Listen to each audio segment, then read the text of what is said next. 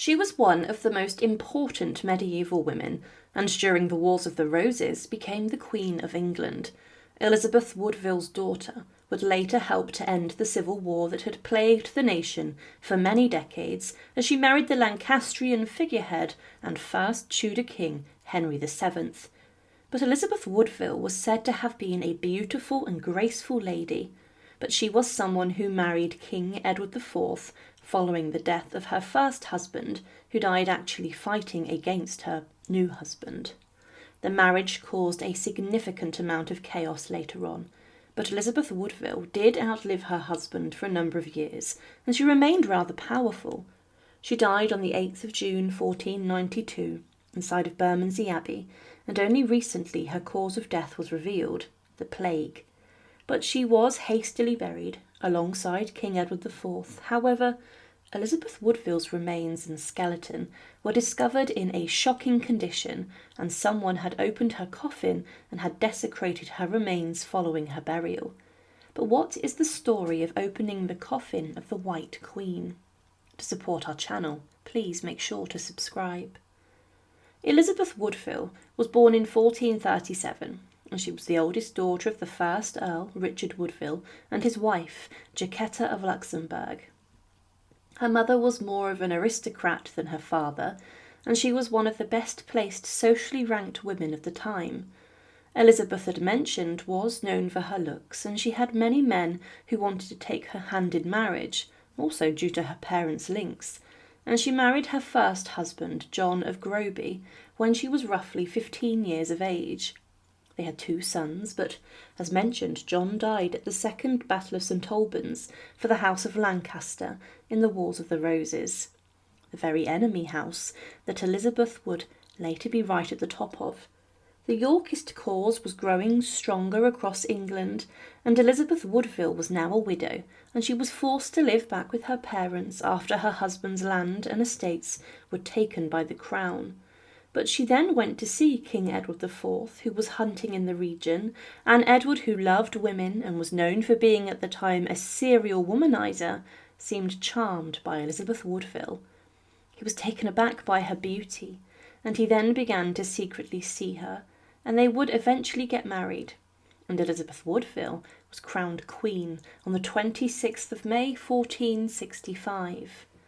The marriage shocked many at court, and this included the very powerful and influential Earl of Warwick, Richard Neville, a man who has been referred to as the Kingmaker. Whoever the Kingmaker backed would remain in power at the top and keep the throne.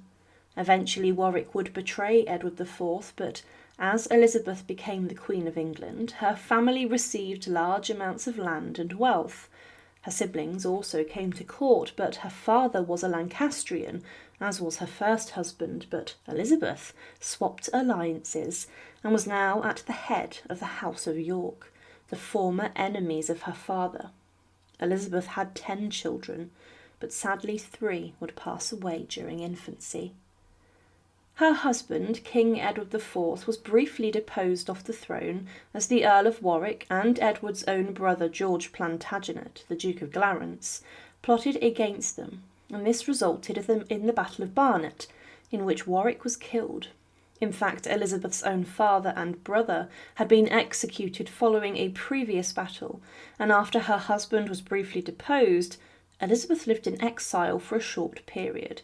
She had to actually seek sanctuary and protection for herself inside of Westminster Abbey, and there she gave birth to the future king, Edward V. After Edward IV had defeated Warwick and deposed Edward VI yet again, things were a little more secure for her, but this would be greatly affected again following the death of her husband, and he left Elizabeth a widow for the second time, but also left her at threat from others who wanted to depose her son, Edward V.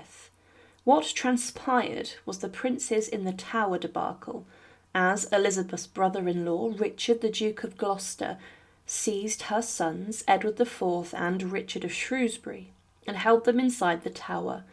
Eventually the children were deemed illegitimate, and Richard began as Richard III. and he scathingly launched an attack upon the legitimacy of Edward IV and Elizabeth Woodville's marriage.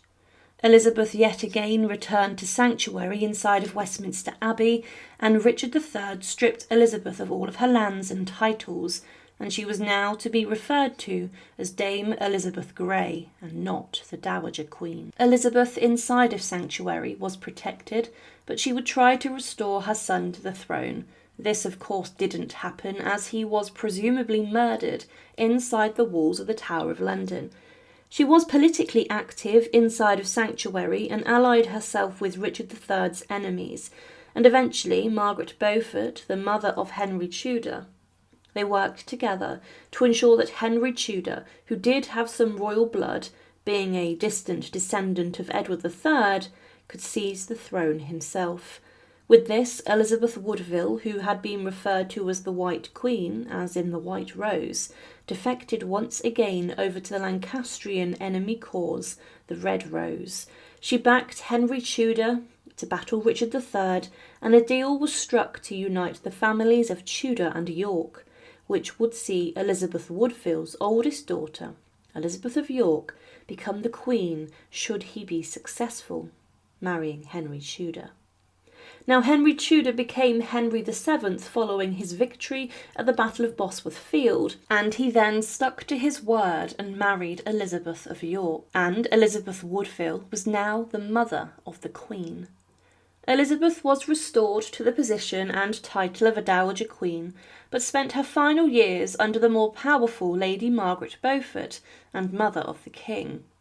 She spent the last 5 years of her life inside of Bermondsey Abbey, and this may have been to restrict her influence at court, but at Bermondsey she was treated well and with a lot of special respect, being given a decent pension and gifts from the king. She witnessed her granddaughter Margaret be born, and also her grandson, the future Henry VIII's birth. Her daughter continued to visit her, however. On the 8th of June 1492, Elizabeth Woodville died. It wasn't known for centuries what she died from, but she succumbed, it is believed, to the plague. Her will stated that she wanted a simple funeral ceremony. However, her funeral occurred just 4 days after her death, and her remains were quickly packed away inside of a coffin, and they were then ready to be buried. The speed of the burial took place presumably to prevent the spread of the plague, and it's likely that she was not embalmed because of this. Royal doctors and physicians may not have wanted to remove her plague-ridden organs because of this, and it was stated that Henry VII had not been fit to arrange a more queenly funeral for his mother-in-law, and her coffin was hastily and quickly buried inside of the same vault as her husband was, King Edward IV, inside of St George's Chapel in Windsor Castle. Now, this burial vault is roughly 3 metres long and is 1.4 metres wide. It's not very high at all. It is close to the altar inside of the chapel, and the vault has been opened many times. During the Commonwealth, following the English Civil War, the tomb which had been constructed for Edward IV was destroyed and damaged, and this would later be reconstructed. Today, only a marble slab shows the resting place of Edward IV, and it does not mention Elizabeth Woodville. In 1788, officials inside of the chapel made attempts to try and find the entrance to the vault from the choir above, and they could not do this. On the 21st of March, 1789, repair work was occurring to the floor of the chapel, and it was during this time that the burial vault's entrance was found. But what shocked people was the state of the vault, and in particular, the remains of Queen Elizabeth Woodville. Inside the vault it was clear that someone had been in before and had caused some damage. King Edward IV's coffin was inside the vault, seemingly undamaged, but Queen Elizabeth Woodville's coffin had been broken into, smashed up and ruined. The investigators discovered that her skull and bones had been scattered in the vault, removed from the coffin, and they were mixed in with brick and other rubble. The parts from the coffin were also discovered, and it showed that she had been buried in a cheap pine coffin, which was not very well made, and this had been broken also. Someone had clearly been into the vault and had disturbed the remains of the White Queen, and this intentional scattering of her bones led many people to question who would do such a thing. Today, Queen Elizabeth Woodville still lays inside of the burial vault alongside her husband, and it's presumed that her bones were collected and that they were placed inside of a different coffin or container to help preserve them. She was one of the most influential women inside of medieval society, and her daughter would later go on to become the mother of the Tudor dynasty, probably England's most infamous royal family. Thank you for watching, and to support our channel, please make sure to subscribe. And again, thank you so much for watching.